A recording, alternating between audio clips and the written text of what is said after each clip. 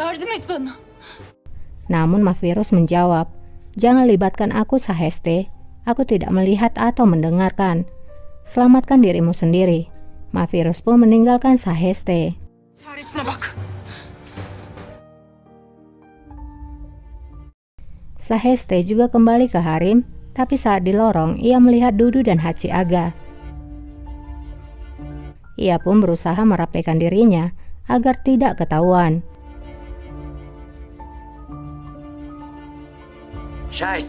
Namun melihat ada yang aneh pada Saheste, Dudu pun memanggilnya. Saheste langsung menangis di hadapan Dudu. Allah seni kahret. Dudu pun tahu bahwa Saheste telah melakukan sesuatu. Ia pun segera menyuruh Hachi Aga untuk segera ke lantai atas. Yukarı, çabuk. Hachi pun segera mengecek ke atas. Sementara Dudu membawa Saheste kembali ke harem. Bilmiyorum. Saheste berkata kalau ia tidak tahu bagaimana itu bisa terjadi. Namun Dudu tak ingin mendengar apapun dan menyuruh membawa Saheste ke penjara. Para selir pun menjadi bergosip. Mereka mengatakan apakah dia telah membunuh Mahpekar, apakah Mahpekar telah meninggal. Mahvirus juga nampak sangat tegang.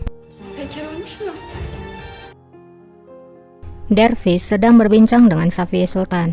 Dervish menceritakan pada Safiye Sultan bahwa raja menyerahkan semua keputusan di tangannya. Safiye pun menjawab, "Aku berharap dengan penantianku ini menjadi layak." Dervish selalu menjawab, "Menjadi seorang pengantin bagiku adalah suatu kehormatan, maka aku akan menerima penawaran yang kamu berikan. Tapi apakah kamu akan menerima menantu pria yang seperti diriku?" Safiye pun mengerti. Ia berkata, "Nampaknya kamu akan membuat suatu persyaratan. Namun ini membuktikan kalau dirimu lebih berani daripada yang lain atau lebih bodoh." Aptal. Dervish pun menjawab, "Baiklah, aku akan memberitahukan hal itu agar kamu menilai aku berani atau bodoh. Aku terikat pada raja tidak hanya dengan kesetiaan, tetapi juga dengan cinta. Aku tidak pernah terlibat dalam apapun yang akan merusaknya atau menentangnya." Safiye pun menjawab, "Aku harap kamu sangat mencintai putriku. Semoga beruntung." Di harem, Golge baru saja tiba di sana. Ia pun melihat-lihat di sekeliling harem. Lalu ia pun bertanya pada Mahvirus. Mahvirus yang tidak tahu apa yang diinginkan oleh Golge, ia pun balik bertanya pada Golge, siapa yang ia tanyakan. Golge pun menjelaskan lagi. Akhirnya Mahvirus pun mengerti kalau yang dicari oleh Golge adalah Nasya. Ia pun mengatakan kalau Nasya telah ditempatkan di lantai atas. Golge lalu menemui Nasya di sana. Nasya nampak masih hidup. Namun terlihat kalau rambut Nasya telah dipotong di satu sisi. Nasya sangat bersedih di hadapan Golge. Ia pun berkata, "Keluarkan aku dari sini, Golge. Kumohon bantulah diriku." Beni burada gölge. Ne olur yardım et. Golge pun merasa kasihan melihat keadaan Nasya. Di dalam ruangan Handan, Dudu melaporkan tentang apa yang telah dilakukan oleh Saheste, di mana itu adalah kejahatan yang besar dan harus segera dilaporkan kepada raja. Namun Handan berkata, jangan mengganggu raja dengan hal yang tak penting seperti itu. Wanita iblis itu mendapatkan apa yang pantas ia dapatkan. Namun Dudu menjelaskan, kalau raja sangat menyukai gadis itu, apa yang akan kita lakukan jika raja ingin melihatnya? Maafkan aku, tapi aku tidak bisa menyembunyikan hal ini. Handan pun menjawab bahwa dirinya sendiri yang akan memberitahukan pada putranya nanti. Akhirnya Dudu pun menuruti permintaan Handan untuk tidak membicarakannya kepada raja. Singkatnya, Handan pun ingin menemui raja. Namun Dervish yang berjaga lalu berkata kalau raja sedang beristirahat. Handan pun mengatakan kalau ia akan berkunjung lagi nanti. Beritahukan saja padaku kapan kamu akan menjawab penawaran pernikahan dari Safiye Sultan. Aku ingin tahu apa yang akan dikatakannya ketika kamu menolaknya. Dervish pun menjawab, aku telah menjawabnya. Ne yaptı peki? Handan pun semakin penasaran. Ia pun berkata, lalu apa katanya? Apakah ia marah? Dervish pun menjawab, aku telah menerimanya. Aku akan menikahi Fahriye Sultan. Ini adalah hal terbaik untuk dilakukan. Seketika Handan pun terdiam mendengar jawaban dari Dervish. Ia sangat tak menyangka kalau Dervish akan menerima penawaran itu. Ia pun bertanya, terbaik untuk siapa? Apakah untuk kita? Sangat memalukan. Jadi kamu menusuk kami ketika kamu mendapatkan kesempatan pertama. Dervish pun berusaha menjelaskan dan meluruskan pikiran Handan. Ia berkata, mata semua orang ada padaku. Aku telah memiliki ribuan musuh dan mereka melihatku dengan penuh kebencian. Jika aku menjadi anggota dari dinasti, maka mereka semua akan menjadi diam. Reputasiku juga akan semakin baik dan aku akan semakin menjadi lebih kuat. Dengan begitu, aku bisa melindungi raja dan dirimu.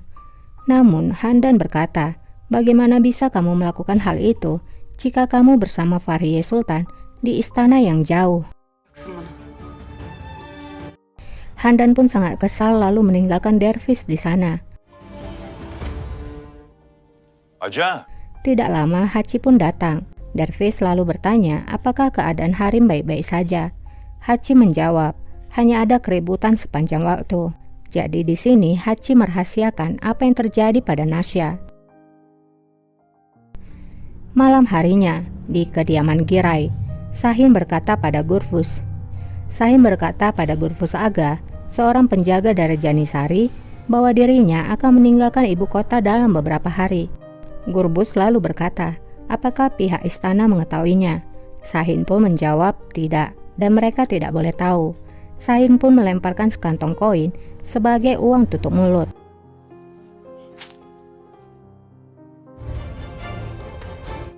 Saat ia akan pergi, ia pun melihat adiknya Mehmet yang hanya duduk diam melamun. Sahin berkata, ini adalah alasan lain mengapa kamu harus membenci Ottoman. Aku telah setuju padamu untuk pergi ke istana agar kamu bisa melihatnya, untuk melihat bagaimana mereka mempermalukan kita, lalu mengusir kita. Mehmet pun bertanya, lalu apa yang terjadi selanjutnya Sahin?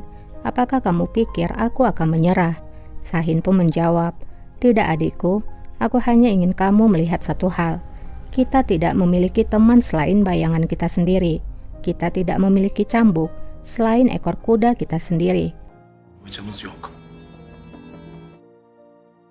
Kita beralih sebentar ke istana. Fahriye juga nampak bersedih.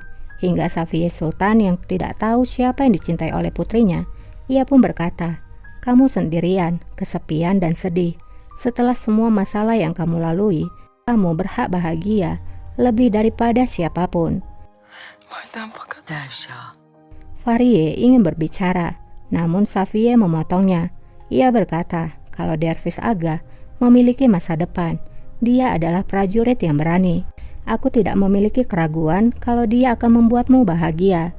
Fahriye pun berkata, sejak kapan kamu peduli dengan kebahagiaanku, pendapatku atau perasaanku? Aku bahkan mengetahui pernikahanku dari Halime Sultan. Sebelumnya, kamu telah memilih 3 suami untukku. Yang pertama usia 80 tahun dan mati di malam saat pernikahanku. Yang lain dipecat setelah beberapa bulan sehingga aku harus menceraikannya. Yang terakhir, seorang pasa yang kamu anggap pantas untukku, namun dibunuh tepat di hadapanku. Apakah kamu pernah peduli dengan kebahagiaanku ketika semua itu terjadi padaku? Safiye pun berkata, jaga sikapmu. Kamu adalah putri dari Safiye Sultan. Hanya orang bodoh yang melihat kebahagiaan dalam seorang pria dan pernikahan. Namun orang yang pintar hanya melihat apa yang ditawarkan oleh seorang pria. Jadi di sini Safiye Sultan menanamkan dalam pikiran Fahriye Sultan bahwa cinta ataupun pernikahan bukanlah tempat untuk mendapatkan kebahagiaan, tapi apa yang ditawarkan oleh seorang pria itu kepada seorang wanita.